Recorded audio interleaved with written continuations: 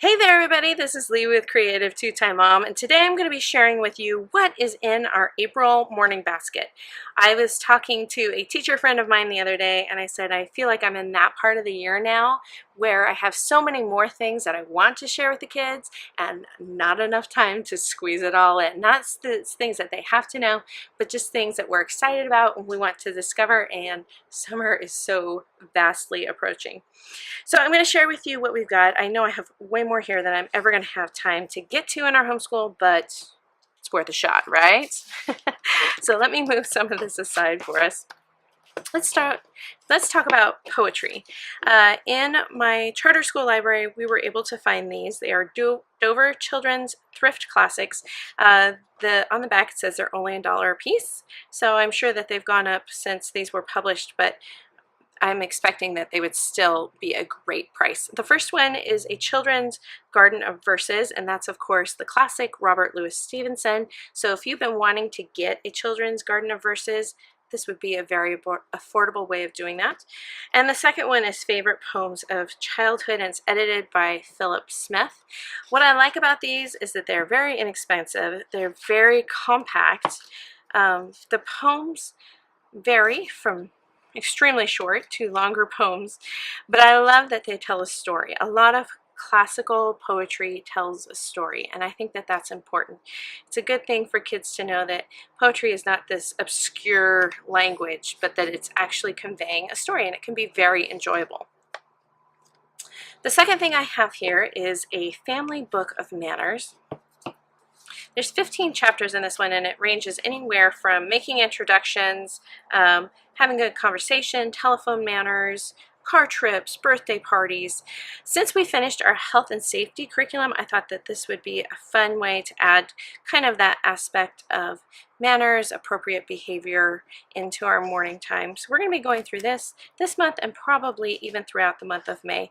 This is written from a religious perspective, so there's quite a bit of scripture in here explaining why we do things the way we do and how it's respectful and courteous to others. So if that's not something you're looking for, it is something to be aware of, but that is something that our family focuses on. So I'm excited to share this one with the kids.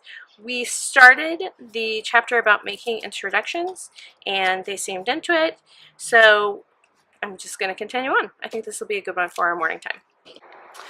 We finished bedtime math, and that was kind of sad. We were all really enjoying that one. But I had heard of this series of books, circumference books, and they're all math adventures written in medieval times. So I thought it'd be a fun way to just share a story with math terms, making math more accessible and not quite so scary, because when you get into that higher level math, sometimes the language can be very intimidating. So I just got a couple of these from the charter school library. If we like them, I'll go back and try to get a couple more, but I think the kids will enjoy them. I think my older kids will really enjoy these because this is where they're at with their math right now. In history, after we come back from spring break, we're going to be jumping back into ancient Rome. We spent a couple of weeks in ancient China and ancient India, so now we're coming back into ancient Rome to finish up Story of the World, and we're going to be starting with Julius Caesar. So I've got the Who Was Julius Caesar, and then I have this Reader's Digest for young families. It's I Wonder Why Romans Wore Togas and Other Questions About Ancient Rome. I love to include these shorter little fact books in our morning time because I find it's a good way to learn about the culture of the time, the food, the people. So we're getting this history and the timeline from our textbook, but we're really jumping into seeing history at a personal level with these sort of things. So this is one that we're going to include in our morning time. It's real easy to just read 1 or 2 pages a day, maybe even twice a week, and get that real personal aspect of what was going on at the time. For our science, we're ending off the year with bugs and insects, so I have this best book of bugs, and sort of the same idea as with history. It's nice to have something like this in the morning basket that we can just read small sections of each morning to continue to build the information. Insects and bugs are such a huge part of the animal kingdom that I wanted to make sure that we had a focus on them near the end of the year, before the summer. So I love, this has a good variety, honeybees, butterflies, beetles, spiders. My kids are very aware of spiders as we have quite a few in our area. So this will just be a fun way of getting those little bits of information in our morning time to add on to what we are learning as we do our science curriculum.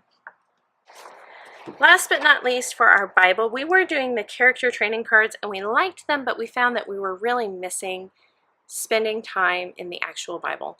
And we have read through our First Message Bible twice already in this school year, so we decided we were going to just start reading a chapter a day in the NIV Adventure Bible.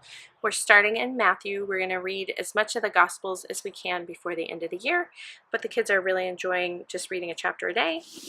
And then for our read aloud, we are reading a chapter of this every night before bed. It's these happy golden years. Now with my kids, we have read The Little House on the series 2 or 3 times already, but we've never read the last 2. So I'm even excited to find out what happens to Laura. These are 2 books that none of us have ever read before, and so it's fresh and new for my older ones who've heard the story so many times. They're really enjoying finding out what happens to Laura in her adult years. We also have an audiobook going on in the car right now. We're finishing up Shiloh season, which is the sequel to Shiloh. Really loving that one. And then after that, I think we're going to listen to Bud, Not Buddy. So those are our current read alouds that we've got going. That's what's in our morning basket. And like I said, the summer is so quickly approaching. I'm only going to have one more video like this before the summer comes up. So I hope you guys are enjoying this. I hope it's inspiring you to include some of these topics and ideas in your morning time as you launch into your school day. Leave me a comment down below. Let me know what you are studying right now, whether you're homeschooling or if your kids are in public school, what are they studying right now and how are they enjoying it? I hope you guys enjoyed this one, and we'll see you next time. Bye, guys.